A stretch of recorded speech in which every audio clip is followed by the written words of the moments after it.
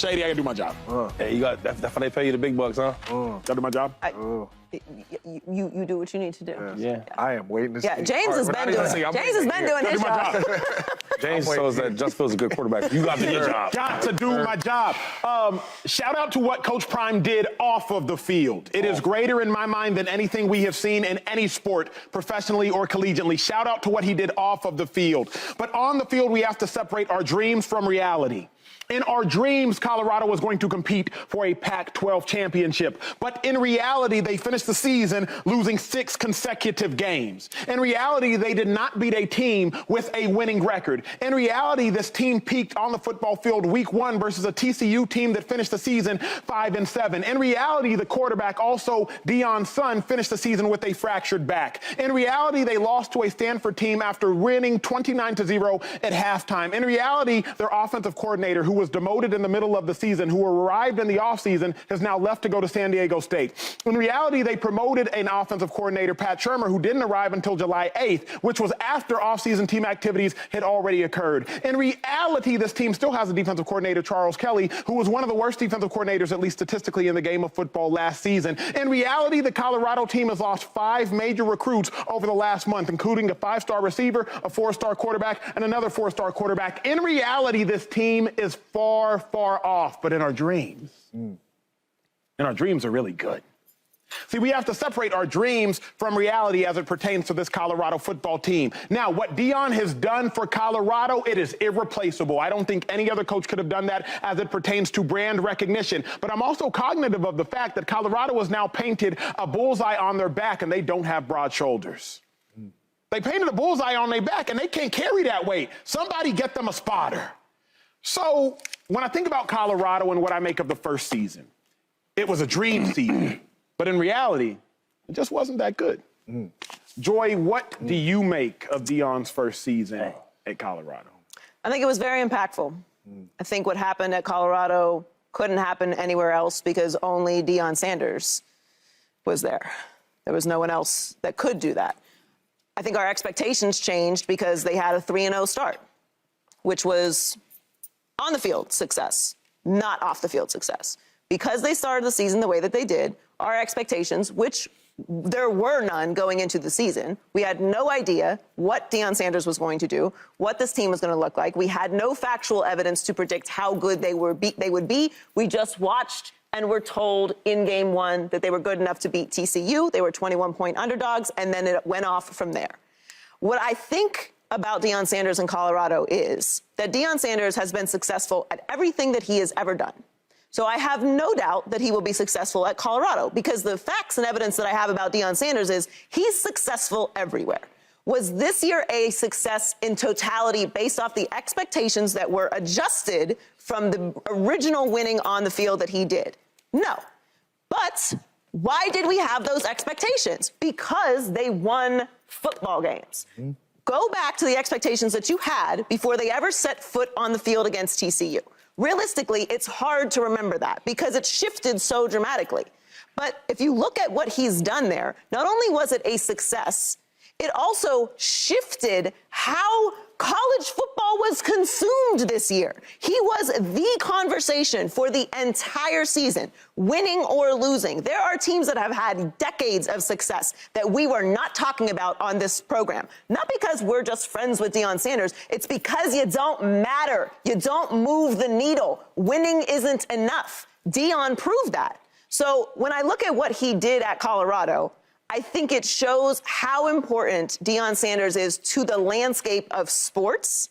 I think he understands branding. I think he understands modern football. I think he understands social media. I think he understands young people.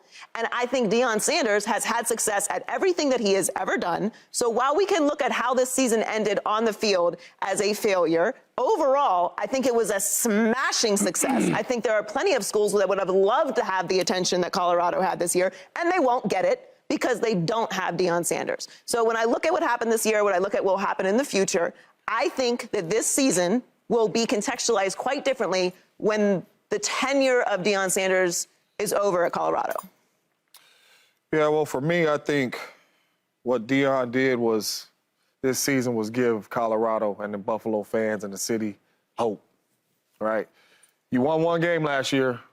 You came in here, you could go to Subway, get a Subway sandwich, and get you 2 Colorado tickets. Right? Prime came in this thing, and he gave y'all hope and a ticket to get in there, the cheapest $500, and you're way up there. So he brought hope. And then you start off, and you start the season 3-0, right? He gave us all hope. Shady was believing, but he gave us all hope. Some of us picked him to beat Oregon. Some of us picked him to beat USC. Gave us all hope, right? Going forward, on the football field, what they did, it is never a success losing 6 out of your last 7 games on the football field. That's never a success, and I know that's not what Prime had envisioned when this season started. You know, especially when you lose games like Stanford, you know, when you're up by 29 points or whatever it may be and you lose games like this. But, right, next season when we come into this thing, we're going to have more hope for Prime because he did lose some recruits, but we know he's going to get some more. We know some more recruits is coming in there, and we are going to come into next season talking about Prime because of how he started this season and some of the new players that he may have gotten, some of the new coaches that he's going to bring in, and we are going to have hope. And that's what I think he brought to Colorado is some hope, and I think that is going to continue coming into the next season. I like that hope. I like that. I'm going with stepping stones, right? I mean, it's to build a big franchise, start with the foundation. That's what he's doing. This team last year won 1 game.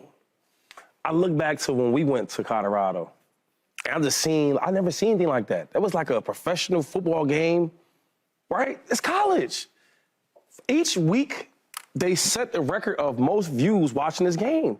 This is the team that won 1 game last year. Now, the next year after that, you set a records of the most viewed college football games, right? It ain't Alabama versus Georgia. No, it's Colorado versus Colorado State. Yeah, so like when you ask me what's this season mean to me, it means a lot just because of where they came from. And I think they're only gonna get better. One thing that Deion did say that I agree with is, get me now. It's gonna be hard to get me in 2-3 years. And I see some kids, might have decommitted, but that's kids, that's what they do. They decommit, they come right back. I've been there. I've decommitted to so many different schools. They go back, you couldn't make your mind up. But I just think that going forward, the things he's brought there, you can sell that. You can sell that pitch. Listen, I might not be Georgia, Alabama right now, no, but I'm going to get there, right? I need you. And you see what I'm doing. You see what I'm doing with the scraps I got. Imagine when I get me some big dogs, right? And as a kid, you want to be a part of something new. You want to be part of something that you can see, right? And you can see what Deion's building. So I'll just say it's not a failure to me. It's stepping stones. This team won 1 game last year. The things that they've been able to do, right, as far as attention, awareness, and now, bringing light to Colorado. We went to the game. There was no seats left. Mm-hmm. We were sitting up there with the AD. The AD. I mean, that's big boy way, but it's just still, there was nowhere to go. So just imagine when they do get good again, right? I'm excited for this team. I am excited, but I'm sober-minded. I think that's the difference. Like, I'm excited like y'all. I'm just a little more sober-minded because hope is a great thing. Mm-hmm. But eventually, like, your eyes will dictate what your hope has. And when I'm looking at this Colorado team, I'm asking myself, outside of Prime having never failed before, I don't have a ton to be excited about. Like, from a football perspective, they only won 1 game last year. But y'all do realize they only won 1 game in conference this year, too. And the only thing that matters is winning conference, so you can win conference championships, so you can go to a national championship. This weekend, the football season is over. This is conference championship weekend. Yeah. And who are we talking about right now? Deion. But that leads me to my next question. That's why I love this table with different varying perspectives, different vantage points. I personally would rather not be talked about and be successful than be talked about and be unsuccessful. Now, success is arbitrary. But I think one of my favorite quotes, the only thing better than being rich and famous is being rich. So I just wonder, and again, I'm not, if y'all would rather be, that's bet. But I'm thinking, I would probably rather be Georgia, who is once again, I believe, 12-0, going to an SEC championship. They are champions. No doubt. So if you can be a champion, because it's only, right now in football, there's two Georgias, right? Alabama, who else is like that? Only Georgia. Okay, so if you take them away, who else is it? I guess even saying this, I'd rather be Oregon right now. Yeah, you got 1 loss, you're in the championship. But here's the thing, though. Yes, would you rather be winning more and talked about less? In theory. But this is his first season there. And by the way, his first season coaching on this level. Are we allowed room for growth? Does Oregon not have a slight lead on recruiting and facilities and support and NIL and all. They're a little further ahead than Colorado. Georgia's way over there. Let's just take Georgia out. Just put Georgia in a different category.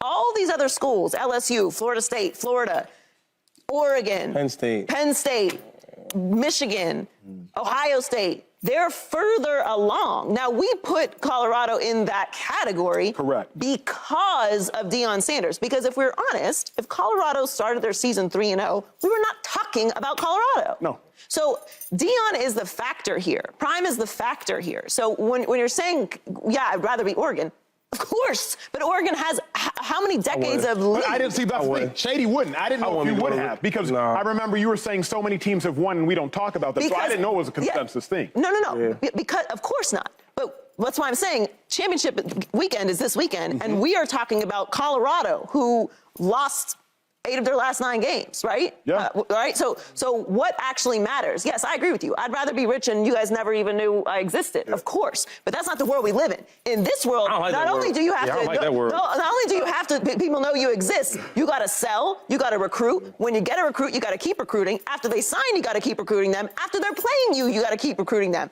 Losing commits. Everybody loses commits. Right. Everyone loses commits. It sounds like a bigger deal because of its prime. But at the end of the day, if you had to bet your money that Prime is eventually going to have success at Colorado or not, which would you say? Because I would say yes. But why you want to be rich when nobody know it? That don't even sound fun. I would love that. I don't like that idea. But look, real quick. Nobody got to know my name. Yeah, you got to know me. You know what I'm saying? Don't even recognize my face. When you see me pull up, no, I got some money. Anyway, but there's another thing about Deion. So even like Oregon, I wouldn't want to be Oregon. They do the same thing every year. They get good recruits. They're good. Till they get to the big dogs, they lose. Yeah. They don't win nothing, do they? They haven't won. Even when they were with Chip Kelly, they was really nice. They get some guys drafted. They don't win nothing. So They went. Yeah, they went and lost. Got spanked. Pop, pop.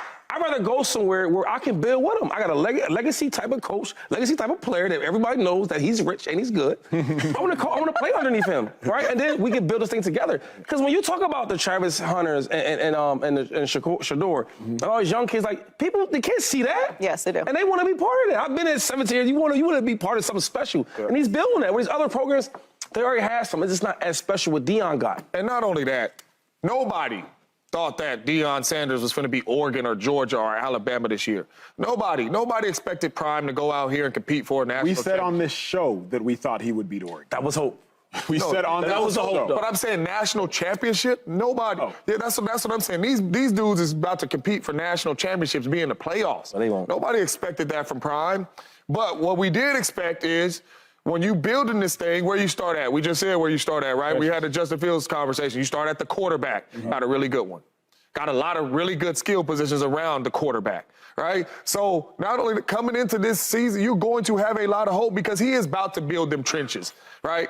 That ain't just no regular dude back there. But here's my thought, That's his son. Here's the only thing I have is, you're saying this based on what? I believe that a lot of this conversation is based on a dream and based on a wish, as opposed to based on reality. After Colorado played Oregon, and they got smacked, a recruit on the spot decommitted. I believe it was a 5-star recruit, instantly decommitted. I'm looking at these 5-star recruits, these 4-star recruits decommitting. They do decommit from everywhere, obviously. We've all been college recruits. The reason it matters more to me is what's in the chamber. If Georgia loses a 4-star recruit, I don't care, because all they have is nothing but 4-star recruits. But if Colorado loses a 4-star recruit or a 5-star recruit, it matters, because who's the backup after Shador? You were talking about it. Like, it matters more. It does matter more because the base is lower than a Georgia or an Oregon. I hear you on that. But I feel pretty good about Prime's ability to recruit. Subscribe here to get the latest from Speak, and go watch a few segments from our other shows on FS1.